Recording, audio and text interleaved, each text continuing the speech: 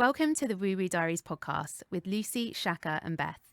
Join us as we navigate life after our Saturn returns, bridging mysticism with the material world. Welcome back, guys. How are we all feeling? Hello. We're feeling good. Very well. Good. How are you feeling? Yeah, good. So today we're covering a big one. Our Saturn returns and how we feel now. I mean, I think for all of us it was definitely a milestone and some sort of life-changing things happening. Shaka, do you want to start us off with, some people won't know what Saturn Returns is? Saturn Return in cosmology, astrology, the field outside of it, is a event, phenomena that occurs in every human being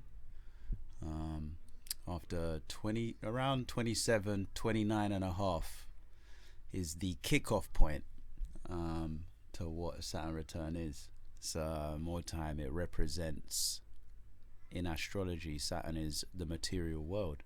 It is structures, it is discipline, it is governance, it is all the things that kind of define this reality that we're living in, I would say. Mm-hmm.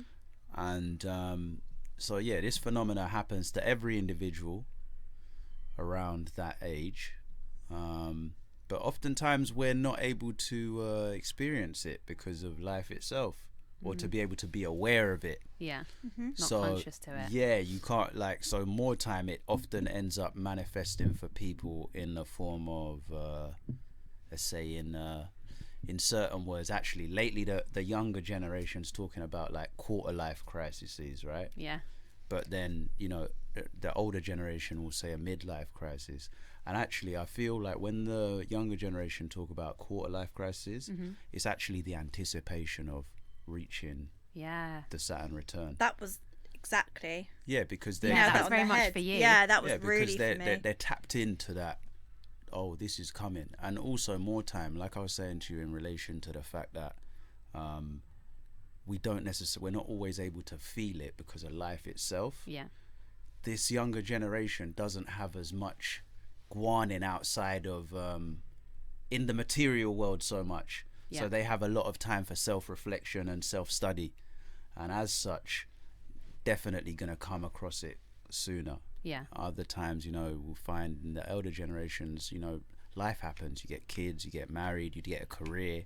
Next thing you know, you're knee deep in it and you don't even realize it's happening, and then flash forward and boom. That's also their conditioning. What they've been told is the right thing to do. What we've been told. I guess what we've been told.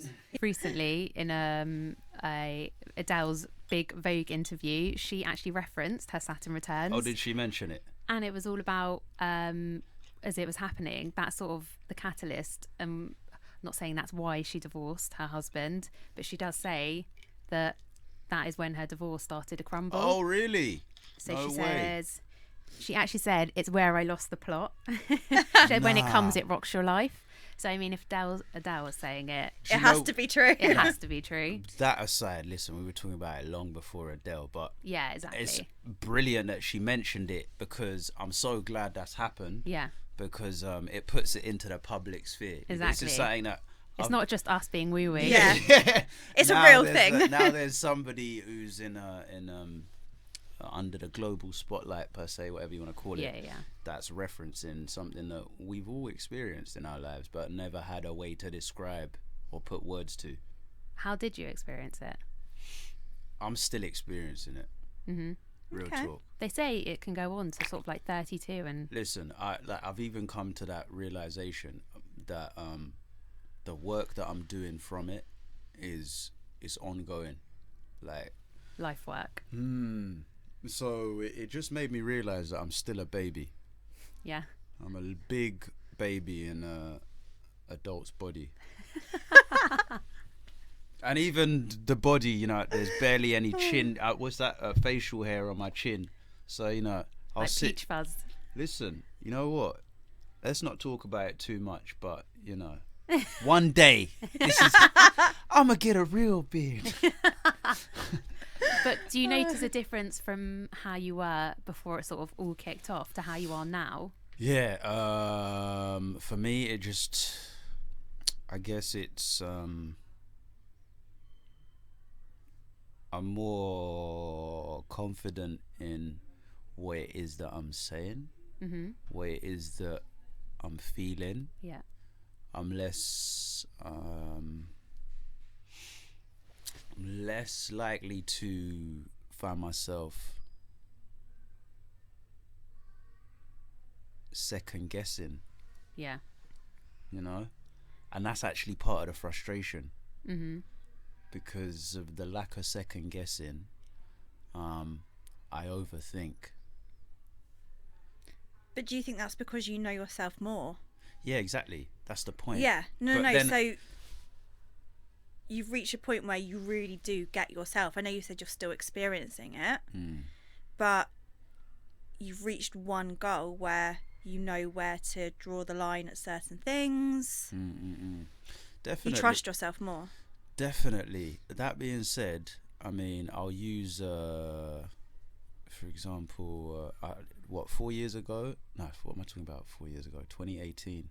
What year was that? Yeah, that is. Yeah, almost 4. Almost 4. Pretty much, yeah. So 2018, I stopped drinking. That was a major milestone for me, and that came, what would be considered around the time of Saturn Return, and actually, I feel like that's where it started for me.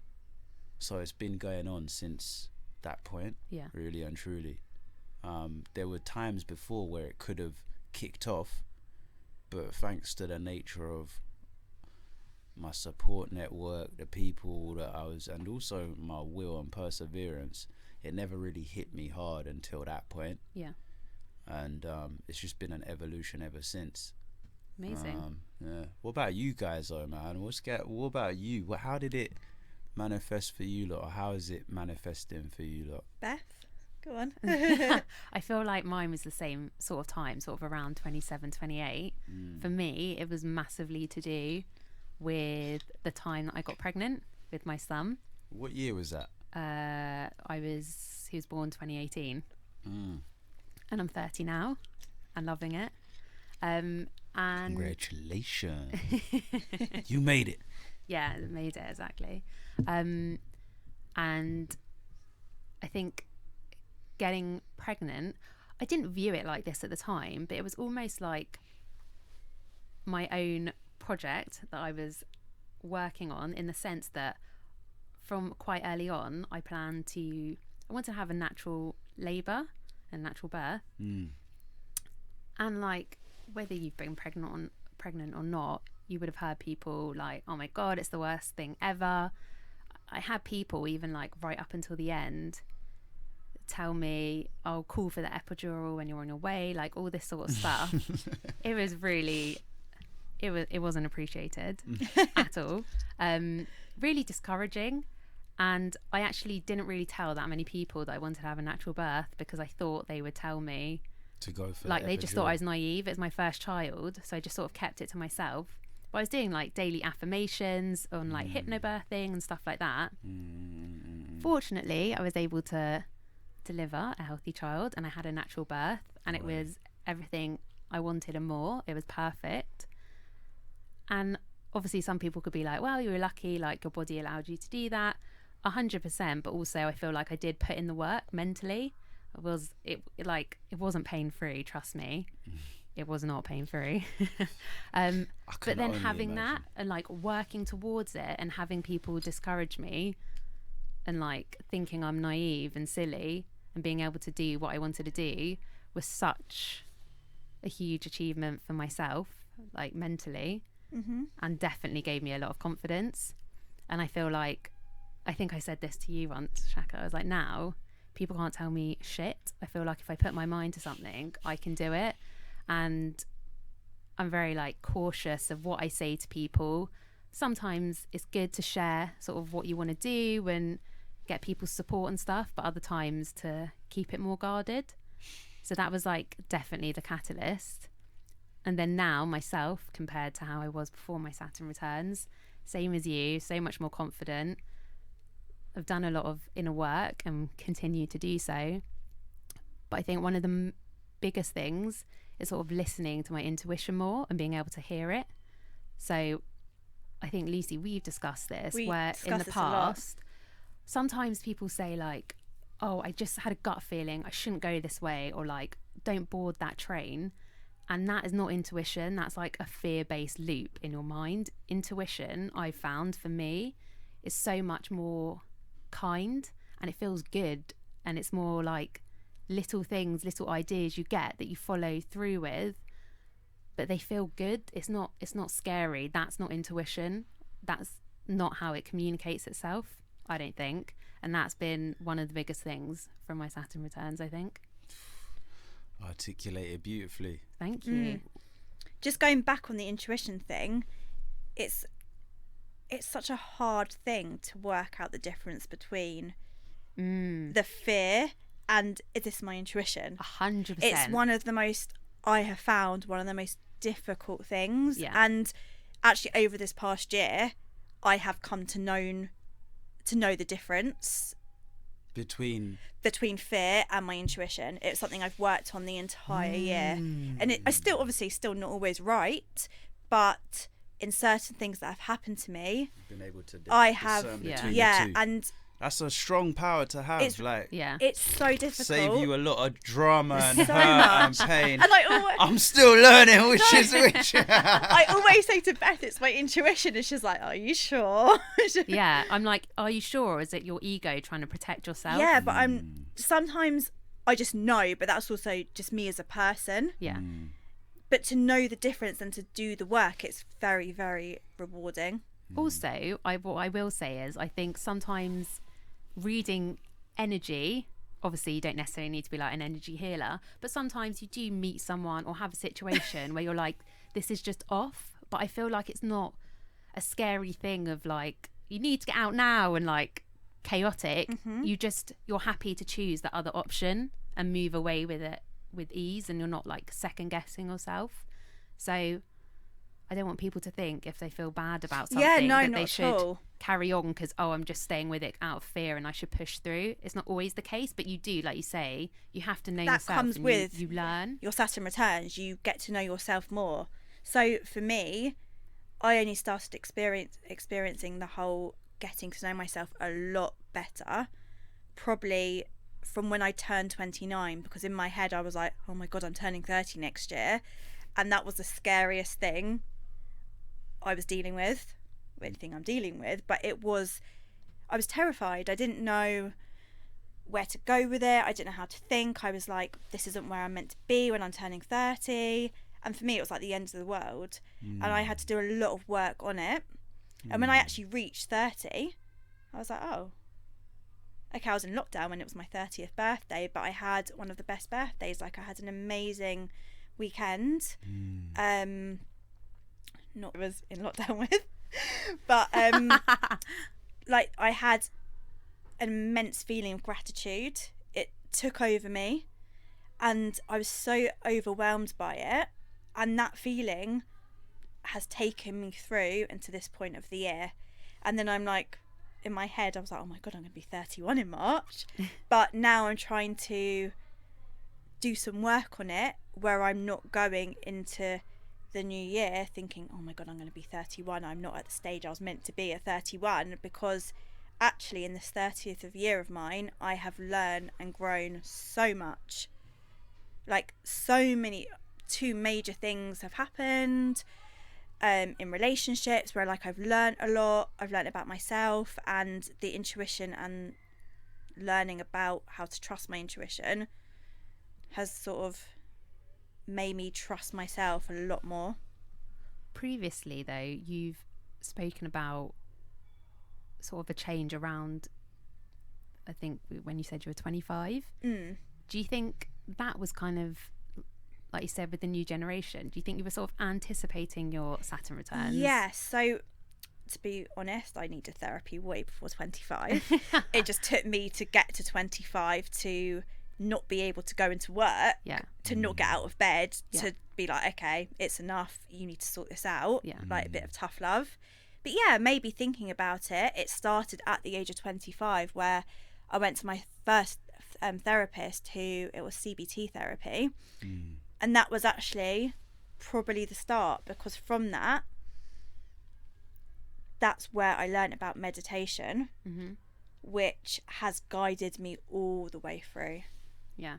I meditate every day. Obviously, sometimes life gets in the way and you can't meditate every day, but that is something I do daily, which is a huge thing for me. Speaking of which, because there's many different ways you can meditate. So what are your what's your go-to as far as that goes? I do guided meditations. I either do one where I'm fully I'm fully awake, so I'll do it. I've got a 9 to 5 job, so I will do it after work, where I know I'm not going to fall asleep to the meditation, or if like I'm going out or I've got plans or I just don't have time to do it, I've got other stuff going on, I will do it when I get into bed and I know I want to go to sleep, and I'll go to sleep to it. What about you, Beth? Do you meditate? Yeah, so same as Lucy, a lot of guided meditations, but also listening to music and doing sort of like visualization, and also, I don't know if you guys know A Beautiful Chorus.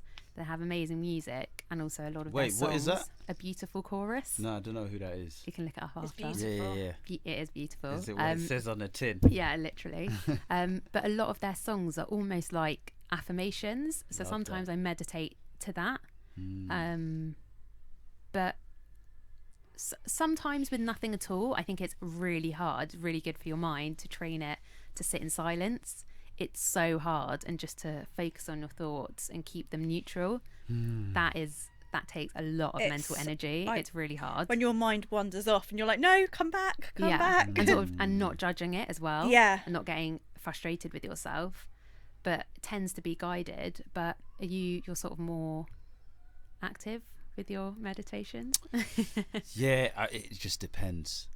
I kind of I stopped. I used to think when I first got introduced to the idea of meditation that it meant, sitting down and closing your eyes and then going doing XYZ. But really, I understood that meditation to be a place where you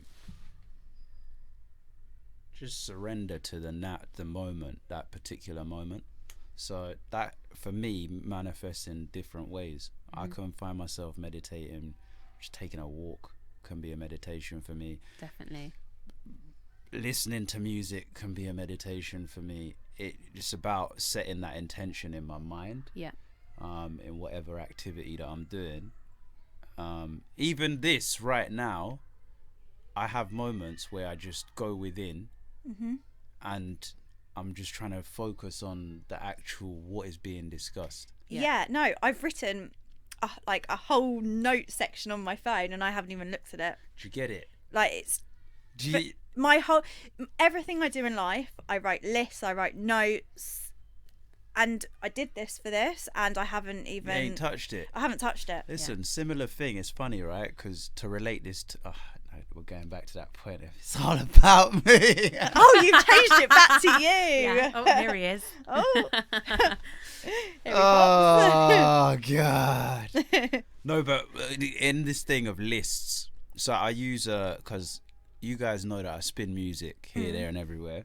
And one of the things in this realm is, they'll say you gotta have playlists and so on and so forth. Like, and when it comes to when I do it, I don't really build playlists with the idea of just like you said, write the list down. I can download 1 million tracks, but I might not even end up using any of them because you're in that moment, and in that moment, a whole other thing presents itself, which is actually really beautiful because it's so authentic. So yeah, but that means though it can be all over the place. It's one of those whereby you never know what you're gonna get in a certain aspect. But I think I'm with you, Lucy, and writing lists and stuff. I like structure, and sometimes I'll use it, but I think it's good to use it to almost calm your nerves before something, but then not rely on it and not sort of get frustrated if you're not sticking to the plan exactly, but It's- like just enjoying the moment Yeah. and staying present. It's like you have it as like your anxiety tool. It's Yeah. there. You Yeah. know it's there. It's like a safety blanket, but then Yeah, you're like, oh, I'm exactly. good. Yeah, I've got this. Yeah, so, well, within all of this, that's one thing as well, trying to get out of my safety, what do you want to call it? Safety blanket? Stepping comfort outside your zone. comfort zone. Yeah. Yeah, comfort. That's one thing that the Saturn Return has really compounded upon me. Yeah. I More think time with than all of ever. us, Yeah, I think yeah. I think with most people, it's stepping out of your comfort zone and trusting yourself and believing in yourself, which to believe in yourself is a huge, huge task. Yeah. It's given me the energy definitely to explore and experiment in ways that I hadn't before. Yeah. And it makes me really glad for what the future holds, because there's that wondrous opening of possibility. Yeah. It's exciting. It is. It's funny, I'm saying this now, but you know, this will all end and then I'll be like, fuck the world, I hate all of y'all. You're going to be on the train home like, I hate the general public. I'm just going to stay in my comfort zone forever. Yeah. I don't want to put Forever. myself out there. No, but the reality is, we're all products of that Yeah. in a certain aspect. So I just, Don't you think when you get to 30 as well, you just give less of a shit of what other people think? So that's also helps you just to step outside your comfort zone, because you no longer care. So you're like, You're it like, doesn't I don't give a matter how shit. people are going to perceive me. Like, I'm good. I'm exploring this. I'm going to try it. It's funny because I don't know. Did you guys feel like going through it, this sense of that alienation? Yeah, but that's also with, I don't really, It causes you to go inwards and Yeah. do the work. like spiritual growth, and I say this very loosely, but you do. quote unquote Yeah, words. like I say it without, I don't want to get deep with this, but you do, you're alienated. When you do inner work, it takes a lot out of you. Yeah, it's very draining Yeah. energetically if you really go there. And like your friends, like some of your friends, like they won't understand, and they'll be like, oh, why aren't you coming out? Like, why aren't you doing this? Why aren't you doing that? And you have to put you first and do I you. went to this really amazing exhibition the other day. Shout out Half Roast Chicken. You can find her on the World Wide Web. Eve, she's an artist, really incredible artist, but basically she'd done some neon lights. And one of them, which really touched me, obviously because I'm always out and about, this, what, and the other, but it was said, no one cares if you go to the party or not. 100%. And that one there was like, damn right they don't. No one actually gives a flying fuck whether you're there or not. Obviously you care to a certain extent, but when push comes to shove, the show always goes on. Definitely. So it's something for, I don't know, that people should kind of remember when they're having that feeling of what's it, FOMO? FOMO. Yeah, yeah. Fear of missing out, which, listen, we're all partial to. I embrace that. Listen, sometimes, in fact, a fear of Got missing the joy out. of staying in. Yeah. What is there a word for that? Jossie. Joy. I feel like there is. If not, we'll make one up. Yeah. Don't you feel like Saturn Returns also changes your priorities Yes. as well? Yeah, 100. So, I Like found even myself- before, oh no, go on. No, go and tell me.